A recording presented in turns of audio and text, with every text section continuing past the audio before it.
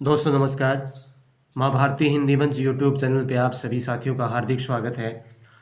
और दोस्तों आज की इस क्लास में हल करेंगे 2014 का स्टेट का पेपर है ये, और लेवल 3 पीजीटी रहेगा। तो आइए देखते हैं पहला प्रश्न हमारे सामने क्या है कि निम्नलिखित में से अशुद्ध शब्द छांटिए। तो ऑप्शन इसने क्या दे रखे हैं, गुंजन, संगत, सन्यासी और संचय। तो इसमें कौन सा गुंजन भी सही है, संगत भी सही है, सन्यासी गलत है। तो ठीक कैसे आएगा, तो ठीक इसका सन्यासी का कैसे हो जाएगा, सन्यासी ऐसे आएगा। ठीक अनुस्वार भी आएगा और आधान्य भी आएगा। ठीक है, तो ऑप्शन नंबर 3 सही हो जाएगा, बाकी और तीनों सही ही। प्रत्यय के योग से बना हुआ शब्द नहीं है, तो कौन सा नहीं है, देखो इसमें प्रत्यय नहीं है। बुढ़ापा इसमें तो है, बूढ़ा प्लस आपा। पीछे, पीछे में कोई प्रत्यय नहीं है, पीछे अपने आप में एक मूल शब्द है। अगला, अग प्लस ला, इसमें भी प्रत्यय है। भूखा, भूख प्लस आ, इसमें आप प्रत्यय है। तो ऑप्शन नंबर कौन सा हो जाएगा, ऑप्शन नंबर 2 सही हो जाएगा आपका। आगे देखो, चतुर्दश शब्द में समास का प्रकार है। चतुर्दश में यानी कि समास पूछा है, कौन सा है समास का नाम। अव्ययभाव इसमें नहीं है, द्विगु, द्विगु भी नहीं है, द्वंद्व, द्वंद्व समास है इसमें।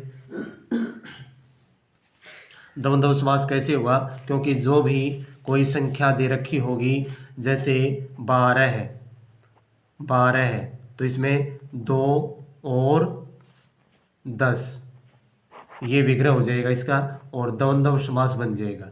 2 और 10, छोटी संख्या पहले आएगी, क्योंकि संस्कृत पे आधारित है हिंदी का व्याकरण। और संस्कृत में जो गिनतियां हैं, गिनती जो है काउंटिंग, वो उसमें पहले आता है छोटी संख्या। जैसे इसमें दे रखी है चतुर्दश, चतुर का मतलब 4, 10 10 यानी कि 14, यानी कि 4 और 10 हो जाएगा इसका विग्रह। ठीक है ना, तो ऑप्शन नंबर 3 सही हो जाएगा, तत्पुरुष भी नहीं है। आगे देखो, सबके साथ एक सा व्यवहार करना के लिए कौन सा उचित मुहावरा है।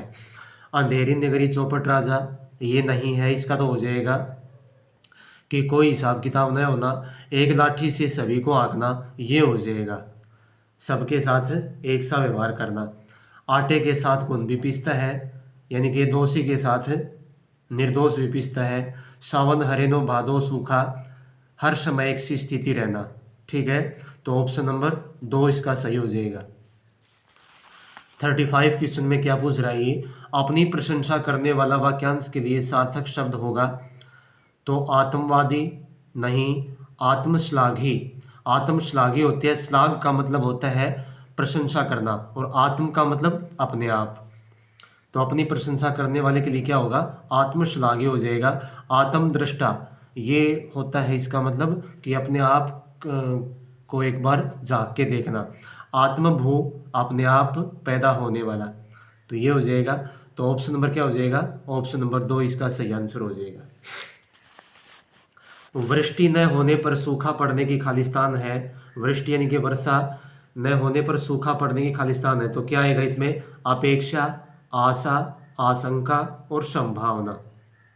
ठीक है, तो क्या आएगा इसमें, तो इसमें देखो ये नेगेटिव बात है कि भाई वृष्टि न होने पर सूखा पड़ने की, तो यहाँ आशंका आ जाएगा। नेगेटिव के लिए क्या आएगा, आशंका, और पॉजिटिव के लिए क्या आ जाएगा, संभावना। ठीक है ना, कि जैसे अब की बार अच्छी बारिश होने की संभावना है। यदि ये होता कि अब की बार अच्छी बारिश होने की, तो यह संभावना आता। अब यह आशंका आ गई। आशंका बुरे कार्य के लिए होती है, नेगेटिविटी के लिए।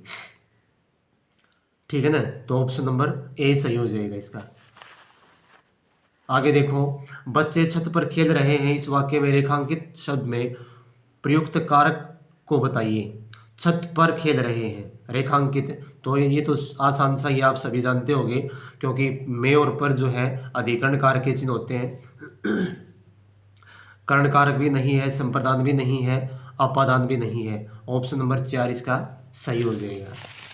नेक्स्ट देखो क्या है, निम्नलिखित में से शुद्ध शब्द छांटिए।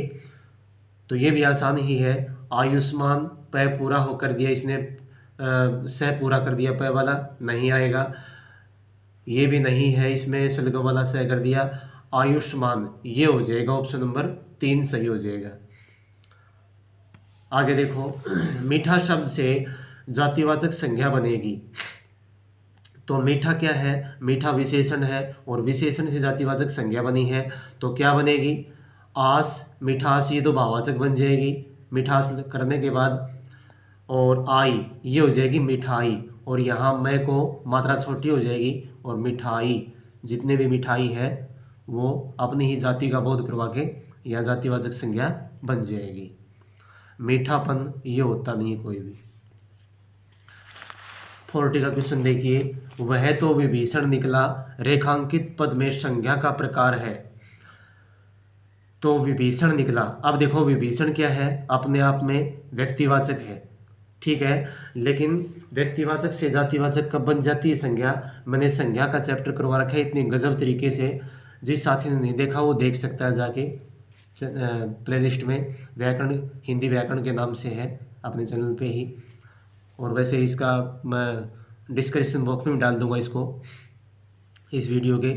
तो ये व्यक्तिवाचक यानी कि जो व्यक्ति अपने गुणों और दोषों के कारण मतलब इतना प्रसिद्ध हो जाए समाज में कि और दूसरे लोग भी उस जैसा कोई कार्य करें तो उसको भी वैसे ही बोले, यानी कि जैसे विभीषण, ठीक है ना। तो विभीषण निकला, तो ये व्यक्तिवाचक संज्ञा नहीं है बल्कि ये जातिवाचक संज्ञा है। क्या हो जाएगा? जातिवाचक। आगे देखो, जिन शब्दों का स्रोत का पता नहीं है वे कहलाते हैं तत्सम। तत्सम तो संस्कृत वाले होते हैं। तद्भव, तद्भव क्या कौन से होते हैं? जो तत्सम से उनका बिगड़ा हुआ रूप हिंदी में आ गया वो तद्भव हो गए। देशज, जिनके स्रोत का पता है हमें। और विदेशी, विदेशी या विदेशज, विदेशी, हाँ ये देशज कहलाएंगे, सॉरी देशज कहलाएंगे भाई, विदेशी नहीं। तो और विदेशी यानी कि कौन से हो जाएंगे? जो और दूसरी भाषाओं से जो बोले जाते हैं, जैसे अंग्रेजी से, फारसी से, उर्दू से, ठीक है ना, वो सभी। तो कौन से हो जाएंगे? जिनका हमें स्रोत का पता नहीं होता वो देशज शब्द कहलाते हैं, ठीक है। तो ऑप्शन नंबर इसका 3 सही हो जाएगा। अपेक्षा का विलोम बनेगा। अपेक्षा का विलोम कैसे बनेगा ये पूछ रखा है इसने। अव उपसर्ग के योग से नहीं बनेगा, उप उपसर्ग के योग से, हाँ उप के से बन जाएगा, क्योंकि अपेक्षा क्या होगा? उपेक्षा बनता है। तो उप और इक्षा ये हो जाएगा। नेक्स्ट क्वेश्चन देखो, किस विकल्प में शब्दों का वही क्रम है जिस क्रम में वे शब्दकोश में मिलते हैं, यानी कि हिंदी की डिक्शनरी में मिलते हैं, वो क्रम यहाँ हमें पहचानना है। तो नलिनी, नवग्रह, नशा, नश्वर, खड़ाऊ, खरोच, खमीरा, खल, चंद्रहास, चकोरी, चक्रांक, चक्का, भारी, भाल, भारत और भाषा। तो इसमें देखो सही क्रम ये है इसका, नलिनी, नलिनी, ले, फिर आता है ये, रे, ले, और फिर ले के बाद वह आता है, नवग्रह, फिर वह, ये, रे, ले, वह, फिर श आता है। तो ये है देखो, नलिनी, नवग्रह, नशा और नश्वर। और नश्वर या आधा, क्योंकि आधा पूरे के बाद आता है। तो ऑप्शन नंबर कौन सा हो जाएगा? 1 सही हो जाएगा इसमें। आगे देखो, आगे फिर ये गद्यांश वाले आ गए, हाँ यहीं से आ जाओ। 2400 घंटे धुआं सा नजर आ रहा है, वाक्य में रेखांकित पद है। 2400 घंटे धुआं सा नजर आ रहा है, तो देखो अब क्या है। तो 2400 घंटे क्या है? धुआं सा क्या है? धुआं सा नजर आ रहा है, तो ये क्या है? इसमें विशेषण की क्रिया की विशेषता बता रहा है कि क्या नजर आ रहा है। तो धुआं सा 2400 घंटे, तो एक क्रिया विशेषण हो जाएगा ये, ठीक है ना। नजर आ रहा है, इस क्रिया की विशेषता बता रहा है ये, ठीक है। तो ऑप्शन नंबर कौन सा हो जाएगा? 3 सही हो जाएगा इसमें। निम्नलिखित में से ऊष्म ध्वनि कौन सी है? ऊष्म, तो तय, रे, फे और श। तो कौन सी इसमें ऊष्म ध्वनि? तो ऊष्म ध्वनि है इसमें कौन सी?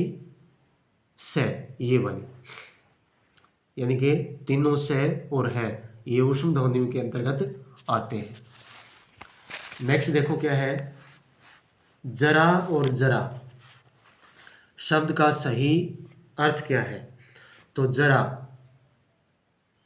जरा, थोड़ा, बुढ़ापा। आगे देखते हैं, कुछ, थोड़ा, फिर है बुढ़ापा, थोड़ा, थोड़ा, कुछ। तो देखो इसमें ये हल्की सी, दूसरा जो जरा है इसमें हल्की सी ये बिंदु दिखाई दे रही है आपको, इसको बोलते हैं नुक्ता। तो ये तो है विदेशी भाषा का शब्द और जरा है हिंदी भाषा का शब्द। तो जरा का मतलब होता है बुढ़ापा हिंदी वाले का, ठीक है। और जरा इसका विदेशी विदेशी जो भाषा का शब्द है इसका मतलब होता है थोड़ा। तो कौन सा युग्म सही हो जाएगा इसमें? बुढ़ापा और थोड़ा, ये हो जाएगा ऑप्शन नंबर 3। आभूषण का पर्यायवाची शब्द नहीं है, तो कौन सा नहीं है? अलंकार होता है आभूषण का, विभूषण भी होता है, भूषण भी होता है, हार, हार नहीं होता, ठीक है। तो ऑप्शन नंबर 4 सही हो जाएगा। नेक्स्ट है, तद्रूप में संधि का प्रकार है। तद्रूप, तो स्वर संधि, स्वर गुण नहीं है, स्वरयण ये भी नहीं है, व्यंजन, व्यंजन संधि हो जाएगी, व्यंजन संधि हो जाएगी इसमें। और इसका क्या बनेगा? इसकी संधि विच्छेद बन जाएगी, तत् प्लस रूप, तत् प्लस रूप। इसका द क्यों बन गया? इसका द इसलिए बना क्योंकि इसका मिलाप घोष के साथ हुआ है, घोष। और यदि घोष के साथ होगा तो घोष के साथ होते ही अघोष को भी घोष बनना पड़ेगा। तो इसलिए द क्या है? घोष है और ये अघोष है, तो इसलिए अपने से तृतीय में बदल गया और तद्रूप बन गया, ये बन गया तद्रूप। तो व्यंजन संधि हो जाएगी। नेक्स्ट देखो, समझ गए होंगे मेरे ख्याल से। जो साथी नए जुड़े हुए हैं वो चैनल को सब्सक्राइब जरूर कर दें भाई, ताकि क्लास का जो है नोटिफिकेशन उनके पास पहुंच जाए। आगे देखो और शेयर कर दिया करो भाई साथियों को। बे उपसर्ग का प्रयोग कहाँ अनुचित है? यानी कि अनुचित है, ठीक नहीं लग रहा। बेफिक्र होता है, बेफिजूल बिल्कुल नहीं होता, फिजूल के आगे बे उपसर्ग नहीं लगता। हम बोल देते हैं कि बेफिजूल, बेफिजूल नहीं होता, फिजूल ही अपने आप में एक सही शब्द है, इसके आगे बे उपसर्ग नहीं लगता। बेचारा ये सही है, बेरोक टोक ये भी सही है। तो ऑप्शन नंबर 2 सही हो जाएगा इसका। निम्नलिखित में से अशुद्ध वर्तनी वाला शब्द का चयन कीजिए। उद्वहन सही है, उद्धात गलत है, ये उद्धत होता है, उद्धत ऐसे होता है, ये उद्धत ऐसे होता है। आगे देखो, उद्घोषित और उद्भव ये भी सही है। तो कौन सा हो जाएगा इसका ऑप्शन नंबर 2 सही हो जाएगा। नेक्स्ट देखो, लास्ट क्वेश्चन, जिस पर किसी का उपकार हो वाक्य के लिए निम्नलिखित में से उपयुक्त शब्द में कौन सा होगा? जिस पर उपकार किया गया हो तो उपकृत होता है, वो क्या होता है? उपकृत। उपकारी भी नहीं होता। कृतज्ञ, कृतज्ञ कौन होता है? किए हुए एहसान को मानने वाला या उपकार को मानने वाला। परोपकारी होता है दूसरे का कल्याण करने वाला, तो इसमें उपकृत हो जाएगा, ठीक है। तो ये थे साथियों आज के प्रश्न, ये थी क्लास आज की। उम्मीद करता हूँ कि अच्छी लगी होगी। अपने साथियों को शेयर करें। मिलते हैं जल्द ही एक और नए पेपर के साथ। धन्यवाद। जय हिंद, जय भारत।